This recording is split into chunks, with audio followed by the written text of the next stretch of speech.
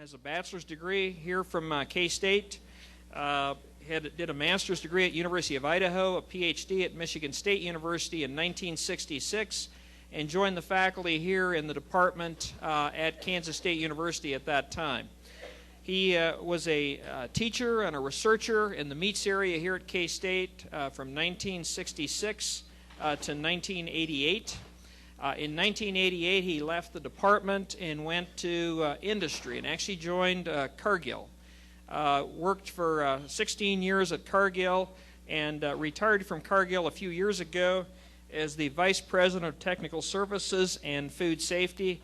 Dell brings a vast amount of academic and industry experience in the beef industry. We're absolutely delighted that he's able to be with us today. The title that we've challenged Dell with is Beef and the Consumer, Past, Present, and the Future. So, Dell, welcome back to Kansas State University. We're delighted to have you. Let's welcome Dell back.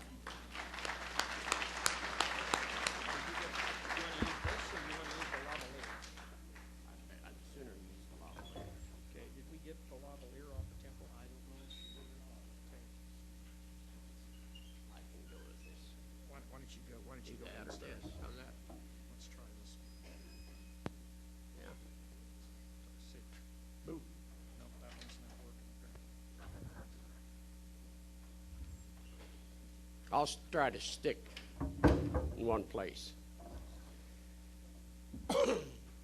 Excuse me. Thanks, Ken. First of all, it's good to be back at K-State, particularly this room. This room holds a lot of memories for me. All right, good. Not necessarily all of them good memories, but a lot of memories. I remember one was very embarrassed after it was all over. I don't know why, but I was lecturing. I think it was Principle of Animal Science. I don't remember. About this size, a group usually. And I got done and went over here and went to the restroom right down. Discovered my fly was open.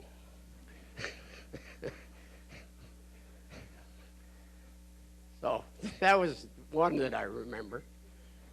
I remember one time up here, and I walked off. I always roam when I talked, and I moved off and fell off backwards, you know, over here.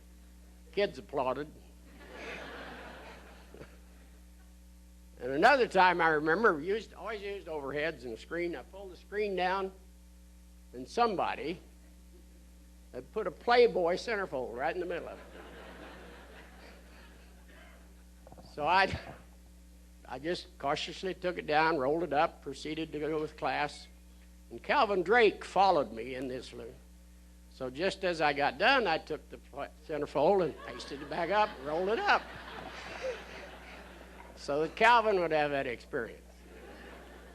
So anyway, some of the memories. And it's good to be here. And I am certainly pleased that they named this auditorium for Miles McKee. A very well-deserved honor, and something that he's proud of, I know, and he should be. Asked me to talk about consumer and consumer acceptance, and very honestly, I don't know anything about consumer and consumer acceptance, so I altered my talk somewhat. And I'm going to talk more about where we've been, where we're at, and where we're going as an industry. In my opinion, I always tried when I taught, always tried to tell the students, there's two things you're going to hear from me. Part of it's fact, and I'll try to tell you what's fact. And part of it's Allen opinion, and I'll try to tell you what it's Allen opinion. Well, when we get to where we're going, I want you to know that's Allen opinion. And Allen opinion is worth about as much as maybe some of you paid to get registered here to come in and hear it. So take that into consideration. You know, you get to thinking about why they would ask you to do something like this. And I always said over the years, you know, I've sat and listened to other people talk about things like this, and you always wonder, how do they know? And I have discovered how it is, and they really don't know, okay? You know, it's just, again, that opinion thing. There are advantages to getting older. See if this works. They told me that would move it forward. Pull the trigger. Which trigger? There. I don't know. There's the advantages to getting old. Two very precious young ladies that we're fortunate to have live a block from us. And they're very, very special, particularly to their grandmother, who's here in the audience, and also to me. So anyway, those are the biggest advantages to getting old. What I did is I said, all right, and I want you to recognize this or kind of keep this theme in mind as I go through this talk. We are very inclined to think, the change is happening and it's for the first time that, things are different for the first time. And I think the thing that, as I studied for this and developed my talk, the thing that became more and more obvious to me, there has never been a time in the history of the beef business in North America that change hasn't been occurring. And it does nothing but maybe, we tend to think it's happening faster now than it used to be, and I'm not sure that's even right. Change occurred, has occurred all the time, still occurring, and it will continue to occur. And I think Jan Lyon said it last night. It's how we decide to adapt to and meet that change is what's going to determine the future. We can't stop the change. That's one thing that I think is evident. And unfortunately, there is a segment of the industry that wants to do that. But it isn't going to happen. And again, it has never happened in the history of this business as far as North America is concerned. I went on the internet, and this is some key timelines, basically, that I see. One of them, I've tried to highlight some of what I think are the special ones. It's when the railroads reached Chicago from the east, which allowed then the western spread of livestock raising. And it also created the situation where Chicago became a center of livestock marketing and slaughter. Meatpactor Gustavus Swift perfected the refrigerated railroad car. And that was a big paradigm shift.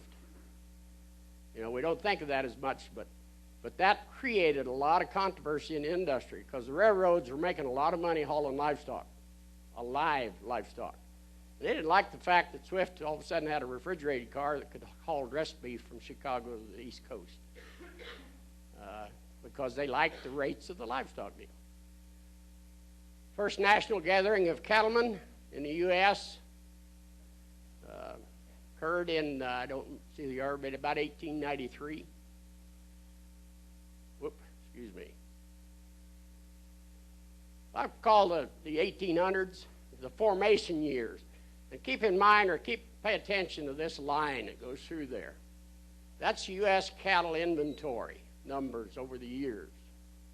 Starting here, they first recorded in 1867, I think it was, right after the formation of the U.S. Department of Agriculture. And they were about 20 million in 1867. And they peaked in about 1976, somewhere in there, at 130 million.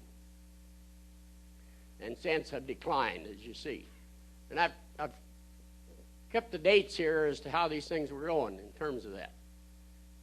If you look at it, some of the things happening in those years, first importation of Herefords and Shorthorns. There's some interesting facts in there. I didn't realize that in 1854 we developed the Brahman breed in the U.S. And it was a combination of the Guzra, the Gir, and the Nelore breeds of Zebu cattle. The trail drive started out of Texas in the 1860s after the Civil War. 1868, first packing plant in Kansas City.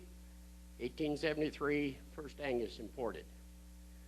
This was really the beginning of beef as a big business, trail drives. Those early trail drives, the guys that did it could make about 100% profit.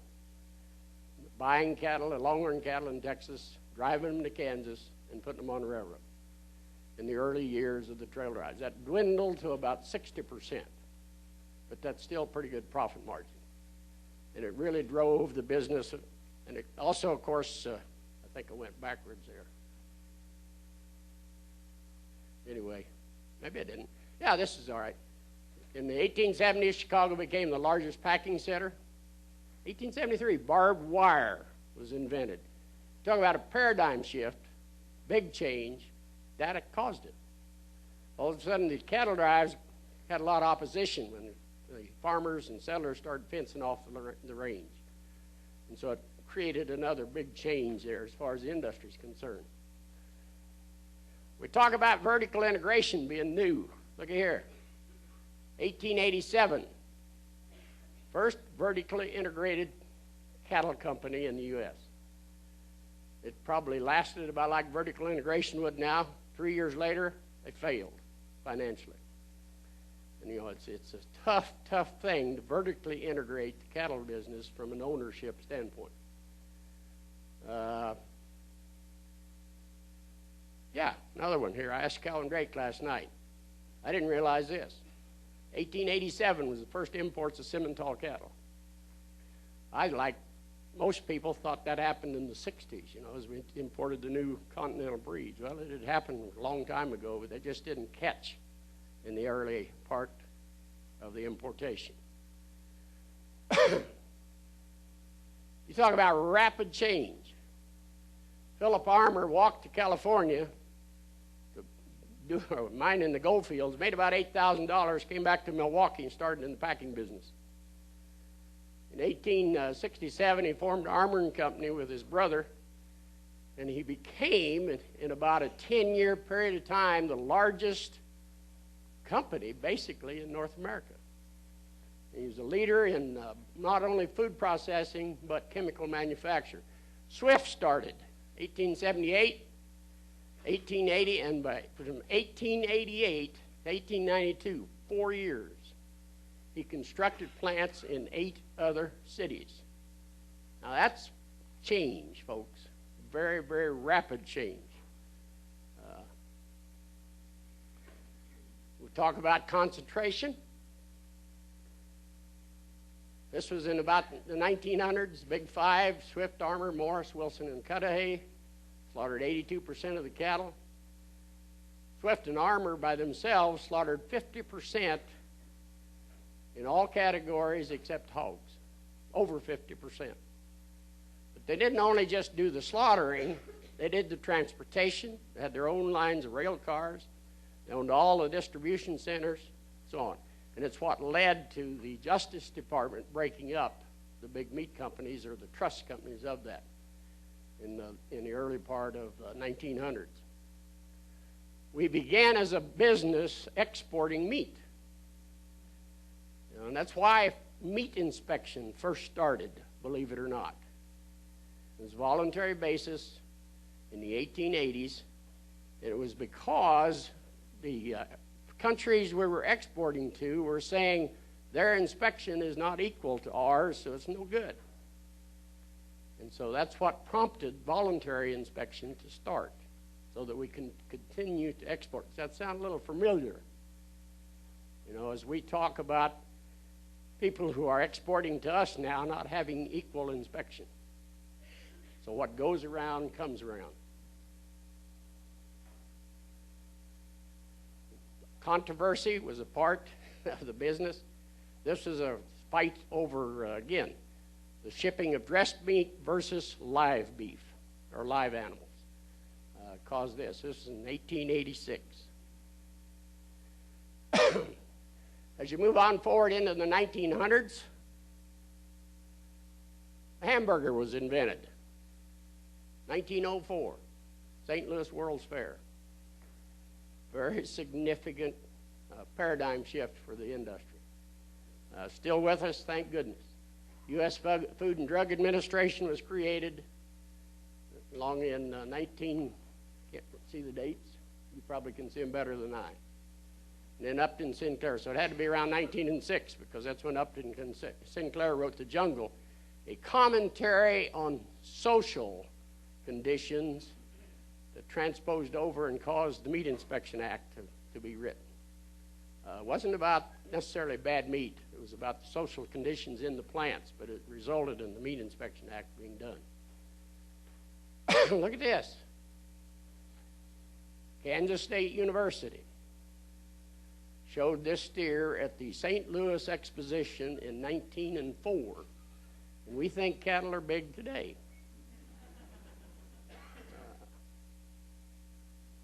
Jim Reeman asked me this morning how tall I thought that guy was. I said, well, he's not 6 feet tall. That may have been Calvin Drake, yes. Back when he had hair. It was at this time of our history that cattle expositions became very popular. We started seeing a lot of cattle shows. The Chicago Livestock Exposition started along about this time. And cattle shows became a very prominent part of the industry. National Livestock and Meat Board was formed in the early 20s. A driving force behind that was Thomas Wilson Packing Company. First voluntary checkoffs were done in that same year, 1922. USDA introduced beef grading as a result of pressure out of Illinois and the Corn Belt for a grading system to recognize grain-fed beef. And that's what introduced the grading system.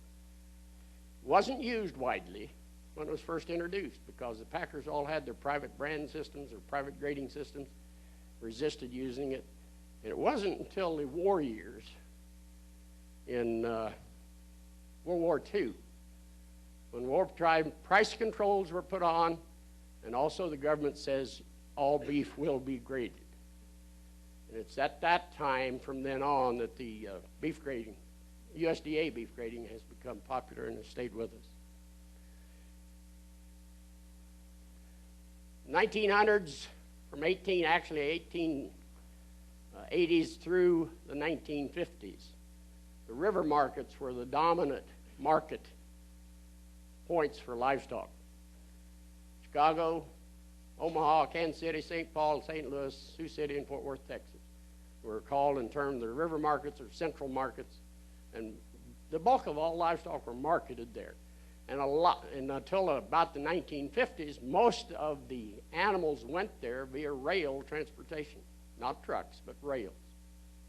It's one reason why they existed and were able to survive for as long as they did. I picked up these pictures. These are old plants or plants that were in existence. There's a stairway to heaven right there. They killed the slaughter floors were located on the top floors of those plants, and then the gravity fed down through it as they shipped them out. We thought we introduced her and invented on-rail dressing here in the last, say, 30, 40 years. Well, that's not true. They were doing it. This is about 1902 that they were doing it. Picture of the Union stockyards in Omaha. Again, rail transportation brought the animals in. People actually lost money in the livestock business, cattle business. This was 1922, there in 1920. Thomas Wilson made an address. He's president of the American Meat Institute at the time, and he said the producers are losing so much money we're going to end up with a cattle shortage. You know, there's going to not be any available. So again, that's things that still go on today. This is a time frame when Omaha overtook Chicago as the leading livestock market, and then the decline of both of them as it went out into the mid to late 60s. I actually grew up at a time, my uncle owned a trucking line, or one of my great uncles owned a trucking line down in southeast Kansas, and he had the contract to ship all the livestock out of southeast Kansas into Kansas City Armor and Company. And my dad would occasionally drive those trucks, and I used to get in the truck with him when I was real young. And we'd go to Kansas City and deliver whatever cattle, hogs, sheep, whatever it was, the old armor plant in Kansas City back in the 50s. And so I got to see, I guess, the end of this era, or toward the end of this era.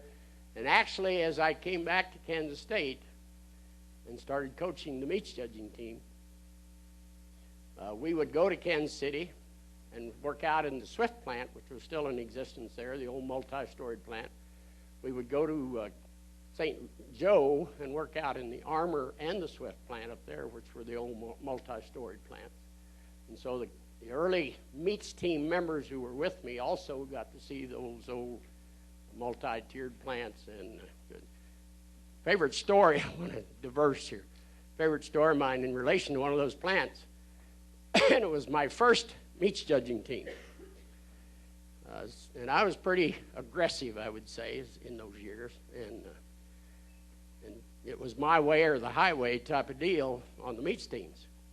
We were getting ready for the American Royal Contest and working out in that old plant, in the Armor and Company plant up in St. Joe, and judging lambs. And I had just lectured these guys about talking during, while they were working. I said, you're not allowed to in a contest. I want you to do it just like that now so that you get used to it, And no more than said that, turned around, and I started to go over, and I noticed one of the guys say something to another guy. And I snapped. Just like, I took 2 big old steps, and I booted him right in the rear end and lifted him up off the ground. I said, I told you to be still. Not talking. Then those guys about tore those lambs off the hook. And I had to step over behind a post to keep them from seeing me laughing about it. But I got their attention. But again, one of the memories of those old river terminals. Then we go out of the 50s and up into it. My time frame in the business, okay? Humane Slaughter Act was passed in 1968. Believe it or not, before that, it hadn't been. We used to slaughter, when I first came back to K-State, we slaughtered hogs and sheep out here without stunning them. Or we'd stun the hogs, I should say. We didn't stun the sheep. And after that act, of course, we had to do that. Boxed beef was introduced, big paradigm shift. I term these years, and again, keep in mind here, this is the time frame we're talking about. 1960, we started in that era, the 50s and 60s, with 60 million head of cattle. And in a period of about 25 years, or less than that actually, we go to 130 million. Now you talk about change and dynamic times, that was a time of it. Really explosive growth in the beef business. Beef consumption went from 61 pounds to 95 pounds. Cattle numbers increased by more than 1 million head a year during that time frame. The 130 million peak in numbers was actually artificial. And it was caused by a price freeze that President Nixon put on in 1973 because meat prices were out of control. And what that ended up doing is it created havoc as far as the industry is concerned, money losses and so on, and people quit feeding cattle, and we went south. And so those cattle numbers built up artificially over what would have happened through about 1974, 5, and 6, because people just weren't feeding them out and putting them on feed. So it was a little bit of an artificial peak, probably by about 8 to 10 million head. There's also, along with this, and the thing that allowed us to grow as rapidly as we did was a scientific explosion in the cattle industry and the technologies that were developed during those years. And this just lists a lot of them that occurred during those years. There's also tremendous regional shifts. Shifts from the Corn Belt to the High Plains, commercial feedlots developed, the plants leaving the river market areas or the old central markets and moving out to where the livestock were produced. The slaughter-specific plants being developed. The old river market plants, they slaughtered everything in one plant. Sheep, cattle, hogs, everything. Made sausage, the whole works. Well, the plants that in this era of time became species-specific and task-specific. Some were slaughter-only plants, kill and chill plants. Some were, that actually integrated finally into the slaughter fab plants that we now have today. Boxed beef was a tremendous change. We had changes in the grading system. Always tickled me on that. I lived through most of these, with the exception maybe of 56. And I was always amazed at how many experts there are in meat grading that are in the cattle business that had never been in a cooler. You know, I mean, I'm serious on that. But the interesting thing was I inherited, when I came here, some notes from Davy McIntosh's days when he was a faculty member here. And he had been through grading conferences in the 20s, the 30s. And I dug those notes out one time. And I was hearing the same arguments in the 60s and 70s that Davy was hearing in the 20s and 30s about grade changes on it. So it's kind of interesting on that side of it. Beef production has increased 50 years, from 13.2 billion pounds in the 1950s to 27 billion in 2004. Most of that, a lot of that due to technology and changes in cattle types, that type of thing. Beef production per head increased by more than 80%, and I think this is striking. Without the technological improvements that have occurred, total U.S. cattle herd required to supply the 27 billion pounds, based on what was going on in the 1950s, we would have to have 180 million head of cattle, which I told the land areas that would require, and something like the states of Colorado, Texas, Kansas, and Oklahoma, I think, additional would be required to have that many cattle.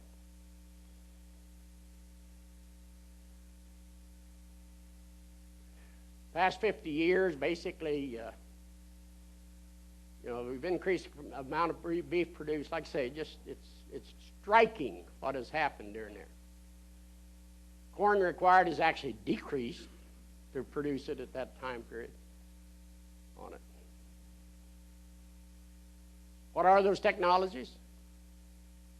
This is the 5 listed, and this comes out of a paper done at Iowa State on modern beef production.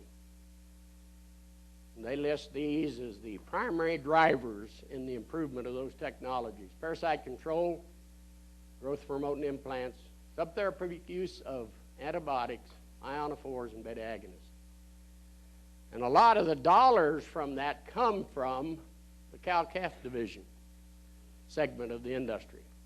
And largely that's through parasite control is a big part of that, worming control, that type of thing. You can see how much they can, but look at the amounts per head that improves costs of production on total through the segment. And that's these were 2005 feed prices. They estimated if feed prices went up 20%, I don't know what they've gone up now, but it's considerably more than that, so that number is exaggerated by quite a bit. Some of the times that we've all lived through, basically, or most of us anyway, the beef checkoff program being established, continuation of the beef checkoff and a national referendum, the E. coli incidents, the merger of NCBA, which we heard a lot about last night at Jan's dinner. Here lately, the meat packing facilities implement HACCP, which I lived through very definitely. Sequenced the bovine genome.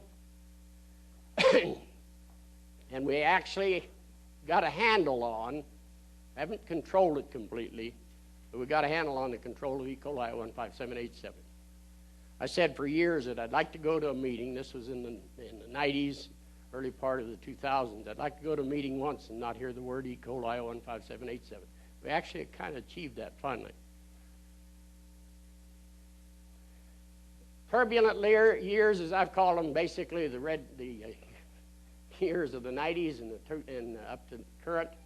We've lived through the human health issues of the late 80s, where beef was bad for you. Jack in the Box and the E. coli thing that I've just talked about. The mad cow disease that we've had, which to me is the greatest expense that this industry has ever undergone over nothing. It is an animal disease problem. It is not a human health problem. When's the last time you heard about variant CJD? Not been even mentioned here in the last couple of years. Yet, for a time, that was all you heard about, that was what was going to happen from all this mad cow stuff that we'd been eating. So it's kind of, the best description I've heard of BSE is that basically it's a dinosaur, and there are a few eggs laying around, and we just need to find the last few eggs. And to me, that says it very, very well as for what BSE is. But it's been politically a very hot topic, and it's cost this industry tremendous amounts of money. Let's look at where we're at now. Two lines here. This is cattle numbers. Here, as you see them. Again, this is the fed cattle weights that have occurred during that time frame, 72, 2007. Remember all this technology we're talking about and what it's done for us? We produce more beef with fewer numbers. Carcass weights, same trend. Total meat production, 1957 to here, we've increased production. We also increased numbers, but from about here, the peak numbers in these years, actually we've been fairly flat. So numbers have been going down, total production staying the same as far as beef is concerned. I think the interesting thing here is broilers coming up, what they've done over those years. Whoop. Number of cattle and beef operations. Those of you in the cattle business, you're like all of agriculture. There are fewer and fewer of you as we go along. You know, the trend people that follow trends and charts and all that tell you that a trend will stay the same until it changes. Very, very, salient comment, obviously. But what this is telling us, as long as they're right, we're not going to see that turning around until we see something happen that will cause that change to occur. There's a lot of pressures that go on against animal agriculture now today. When I was at Excel, we agreed with the Iowa Cattlemen's Association to build a plant in Iowa so that they'd have a slaughter plant there. We could not find a community in Iowa that would accept the plant until we finally dropped the idea. And that's the kind of population issues or pressures that we face as an industry, not just in the packing business, but in the whole animal agriculture business, which may well cause this trend to continue to increase. I think you take a look at Europe. I don't like to think we're like Europe, but you look at Europe and the same things happened over there over time as more and more people get there, and I think we've faced the same challenges here. The numbers are going down as far as particularly the smaller operations are concerned. The numbers over here tend to stay stable or even increase slightly. But it's going to take a lot of numbers over here to pick up for these small operations that are gradually going out of business. Where we're at now, obviously you are all familiar with current or branded beef programs. The natural organic are big issues. I think we want to look at the biggest thing driving the paradigm shift right now is this thing of ethanol. And how long is it going to last? Is it going to be a viable business? And I'm talking about the ethanol business. This is a paper done at Iowa State. This was done in about 2005, as I remember, or 2004, and they thought $80 was going to be the cap on oil prices. And so they were looking at ethanol, where gasoline price was, where ethanol would be priced, and the corn price in terms of per bushel. But we've already exceeded here, and we're here over that. And is that going to continue? We don't know. Now, the ethanol business is really tough. As I did this paper, I did this for Outback when I was working with them. In this paper, it said that in Iowa at that time, there were 27 ethanol plants. There were 11 under construction. Like I say, this was either 2004 or early 2005. There were 11 under construction. There were 7 of the existing ones that are increasing capacity. When all that happened and completed, those ethanol plants would use 80% of the total corn crop in Iowa. I mean, that is significant from the standpoint of what impact it's going to have on the livestock industry, food prices, and all the rest of it. So it's a paradigm shift that we've got to figure out how we're going to adapt to as an industry and what's going to happen. You know, and is it going to continue? I mean, is this thing going to be a viable thing? Probably. I don't know. We don't know. But it's something that we've got to address. Obviously, this last week, we've had a significant paradigm shift in terms of the size of the operations, the number of operations that are going to be slaughtering cattle, presuming all of this passes muster with the Justice Department. All of a sudden, we've got a foreign-owned Swift company that is suddenly the largest meat packer in the United States, assuming this goes through. Tuesday of this week in the evening, they announced the purchase of National Beef. The next morning, they announced the purchase of Smithfield, along with Heritage Feeders, largest cattle feeding operation in the country. So it's a big, big paradigm shift that we've got to figure out how we're going to react to. This is we'll talk about new products, okay? And new product innovation and all the rest of it. This was a study I had a trainee do in about 1999. So prices have changed, obviously. But this represents, on a per-head basis, the animals that we slaughtered in that particular year for the full year. And the sales, actual sales of all products out of those animals and what it broke down to from a one-animal proportion. And you see on 212 pounds, that 1,200-pound steer, we didn't get anything. That's the paunch, stuff that comes out of the intestines, the waste that drops off, and the slaughter floor and all that. There was 107 pounds. We sold at an average of 7.2 cents, and so on down the line.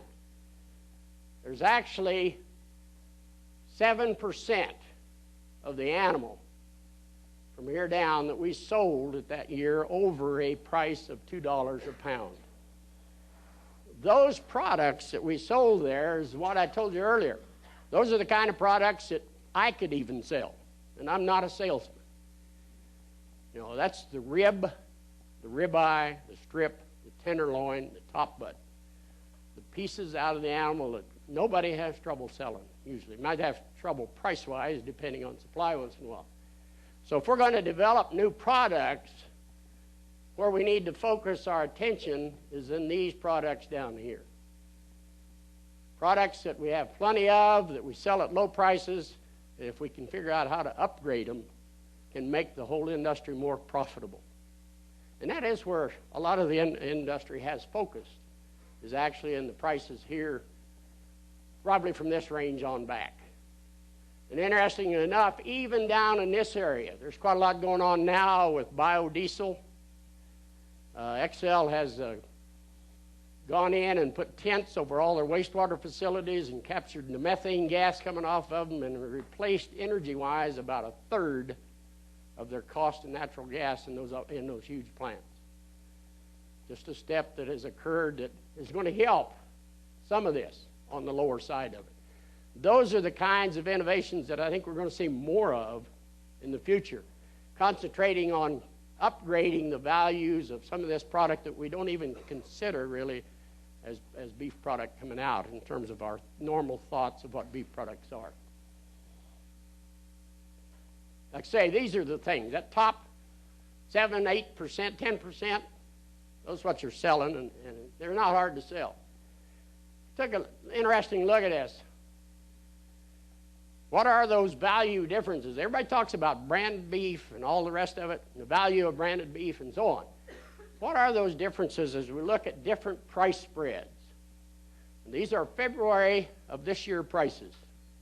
And I took those easy selling items out of that 1,200-pound steer we talked about, converted the yields on them to weight and how much you would receive out of each animal on a prime, a branded animal, choice animal, select animal at this particular price spread. If you look at it, the old prime animal still has a considerable price advantage. It's worth $20 or $21 a hundredweight more than is a branded animal, okay? The one that's in the upper part of the upper two-thirds of the choice. Branded versus low choice, you're worth about $32. Choice versus select, $15. Branded versus select, about $50. Then I did the same going back to 2006, I think it was, when the price spread was $20, $21 basically, between choice and select. And interestingly enough, the branded product versus the choice product, the prime product versus prime, didn't change much over what the 363 spread was. But a tremendous difference down here between choice and select. You're all of a sudden up to a $150 bill if it grades choice versus select. And it's, of course, a little more than that for branded versus select. And then I said, all right, I've heard a lot about this in the last couple of years, been working with a pharmaceutical company, so I'm getting educated in the pharmaceuticals. You know, and I hear a lot about, well, one of the ways we can improve the quality of our product is to back off on growth promotants. And so I put this in this. Here's what, in the feedlot, growth promotants give you as a cost advantage. Here is the price advantage, basically, that you get at a $3.63. So you can back off and not use, you know, well, actually, when feed prices up, $130 advantage from a cost advantage, not using growth promotants, to gain $32 in total value from a branded product by increasing it. Or, at best here, $15 if it's only a choice. But that's if in those animals that you do get upgraded.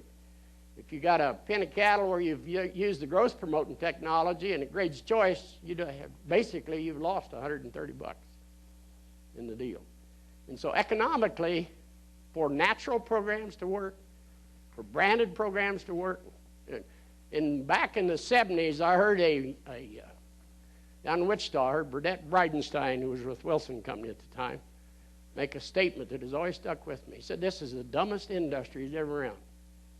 He said, we take for 25% of the carcass weight, we downgrade the value of the other 75%. And he's talking about feeding to the choice grade for strips and ribeyes versus the value of the chuck, the round, plate, and the rest of it. And actually, you do decrease, particularly if you go to the prime grade, you decrease the value of those other 75% of the carcass. And we've got to come to rationality. The branded programs or the high-quality programs have never paid their way, folks, as far as the industry is concerned. And for that to continue, if we're going to continue to produce high-quality beef, which I think we will, I think there's a demand for it, you know, the price of those products are going to have to go up. That's what it amounts to compensate for the other things. Or, more probably, and I'll talk about it in a minute, we're going to end up getting better at our genetic marker selection and matching those with promoting programs, technology used to produce those kind of cattle. This shows what the same numbers are at a value difference of the $20 spread. There you become closer to basically a wash deal on the thing as far as a trade-off is concerned. So, you know, at the wider choice spreads, obviously you've got some advantage there potentially of looking at those type programs. One of our big issues right now is overcapacity.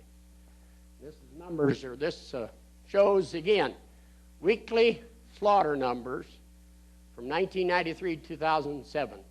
That's the yellow bar here. These years here, from about 95, 6 through about 2004, were highly profitable years in the packing business, okay? And that was because we had access to an ability to slaughter somewhere around 650, 680,000 head per week. The last 2 to 3 years have been bloodbaths in the meat packing business. And that's because we only got access here to slaughter in those years around 620,000 head. That is significant. I think one of the big reasons that JBS Swift was able to buy National, financial pressures. I know the losses that occurred in those 2 or 3 years were significant. And you had to be a well-financed company to be able to withstand those losses through there. And I think that was one of the driving factors that may have happened in that. Let's look at company strategies. What's going on as far as this business is concerned? According to the business management books that I was exposed to at Excel, as we went through trying to figure out where we were going to go, this one book in particular we used pretty heavily, said there's different company strategies that you can take. Number one, you can be a low-cost producer, where you just maximize efficiencies and your cost of production is lower than anybody else. You can be a customer-driven company, where you create customer loyalty, and by that you demand higher margins from those customers because you're doing something for them that they want to have done. Or you can be an innovative company, where you use technology, create new products, that type of thing, and create higher margins from products that are cheaper. You also stated, and I think it's very true, companies can focus on one of those and be really good. They can be, pretty good at maybe 2 of them, but if you try to do all 3, you're destined to not be very good at any of them. And I think that makes a lot of sense. So let's look at what the company strategies are of presuming this merger goes through, of the 3 companies that will be left in the beef business. JBS, it states right in there, one of their purchase announcements. Their stated strategy is to purchase plants that are struggling, turn them into low-cost producers that are highly efficient. So you can see where their focus is, right? It's commodity beef. That's what they're talking about. Being the low-cost producer, they're going to drive everybody else out of business because they can do it cheaper than anybody else. They're going to command market share through that strategy. Tyson, coming out of the chicken business, where they've done with chicken what they've done with it, they're going to try to do the same thing with beef. Again, stated strategy on their part. They're going to create new products that are convenient, consistent, easy to prepare, particularly from the cheaper cuts, and through that create a greater profit margin for themselves and for their customers who purchase from them those products. Presuming, and this is assuming that the consumer, which I think is true, is willing to pay a higher price for such products. And I think we're in that kind of a society very definitely. So that's the strategy they're approaching. Cargill's strategy. Very clearly, I think they have decided, and again, I guess I can say that I was part of when we made this decision, we made it with cheap corn prices, okay? I'll say that. But anyway, it's a branding strategy. We are going to produce branded product that delivers on a promise, and through that, create customer loyalty that will allow us to capture a higher margin from that branded product. So that's the 3 strategies I think that this industry is looking at from the people that slaughter your products. What's the future going to be? We got too much kill capacity. If JBS's strategy works, they're going to drive somebody to closing plants. And it'll be, Bob Peterson said it back years ago in the 80s. He called it the death march. He was going to drive people out of business by just being a cheaper producer. And he's going to see who's going to last the longest. And he said, it's not going to be me that's going to be the one that's out. And I think that's what we're going to see with JBS. They're going to try to command market share and drive, because of their attempt to go at low-cost efficiencies, drive some people out of business. And if it continues as we have with the cattle supplies we got, you'll see plant closings coming up in the future. We've already seen IBP close, or Tyson close Emporia. Dick Bond, according to him, we're running at some 10 to 14,000 head greater daily capacity than we got supply. If you look at those numbers, as we talked about them earlier, you don't see that changing, at least right away. And particularly with the ethanol thing facing us and the uncertainty of what that's going to do to us cost-wise and all the rest of it. Here's a big one as far as I'm concerned. In the late 90s through the early 2000s, Cargill made a concentrated attempt to upgrade their facilities from a kill standpoint especially. We built kill floors that are, I think, without a doubt, since I've retired, been doing a lot of consulting, and I've had the opportunity to get back in a lot of other plants of other companies since that time. And it is a night and day difference of what you go into a Cargill kill floor is versus the older kill floors. And that can't happen, or that can't continue, folks. There's got to be a lot of modernization going on. There's a lot of plants in this country that are under maintenance as far as the way they've been maintained. That's going to have to change, because it's going to be some of those plants that in all probability close if they're not efficient enough, and the lack of technology and modern facilities is going to drive some of that efficiency. And they're either going to have to get them upgraded or they're going to be in trouble. Same thing that happened in the river market years, folks. As the river markets died, that same thing was going on. These new plants came in, could do it so much more cheaper, so much more efficiently, that it killed those plants. And we're faced with the same thing. So plant maintenance, modernization, and who does it is critical as to who's going to survive. What's the future? Basically, population growth is increasing worldwide. Incomes are leveling out worldwide. That's bad for the U.S.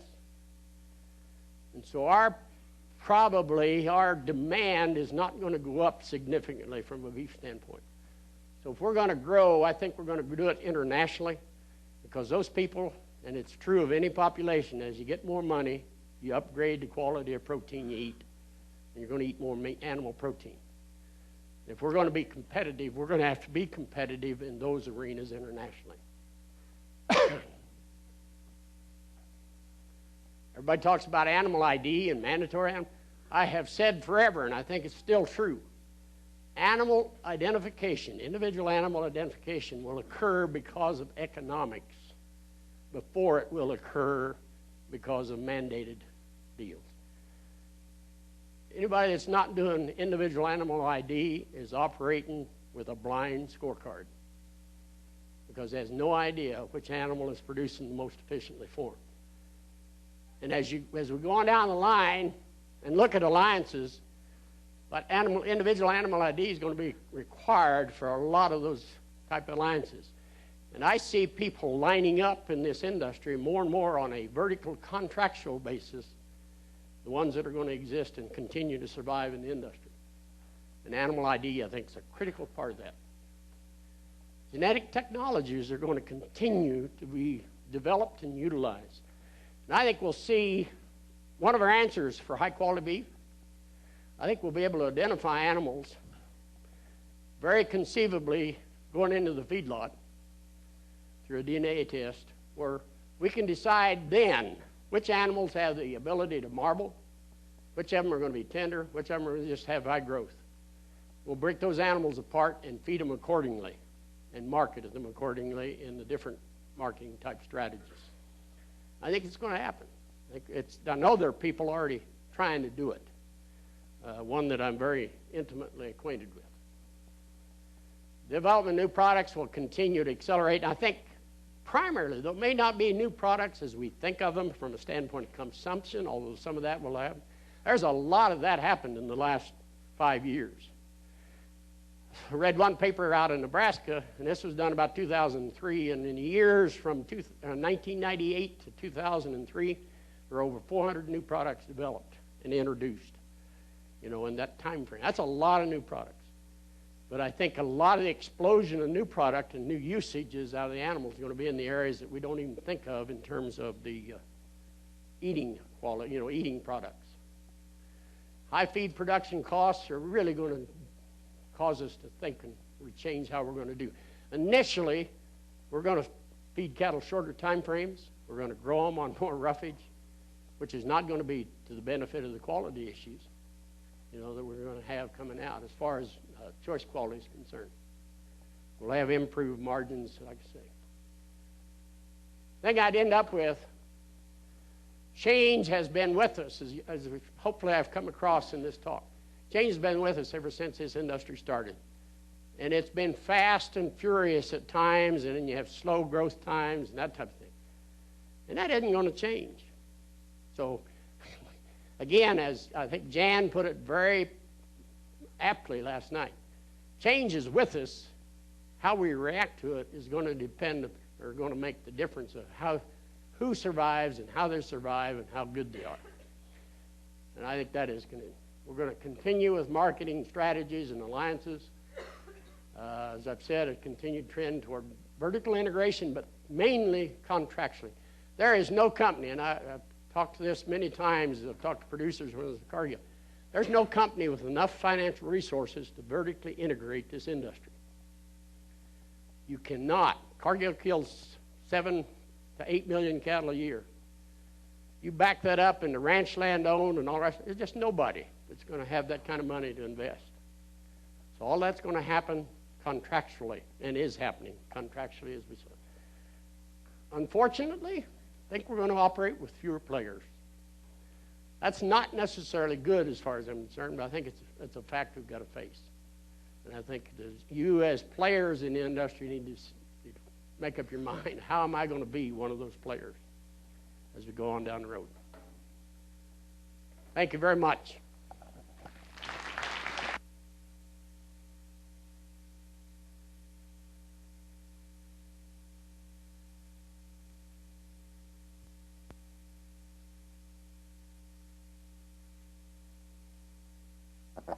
Testing. Okay. Thanks a lot, Dell. We got time to take maybe one or two questions. So if anybody's got a question you'd like to ask at this point in time, raise your hand to holler out. We got probably time for one or two.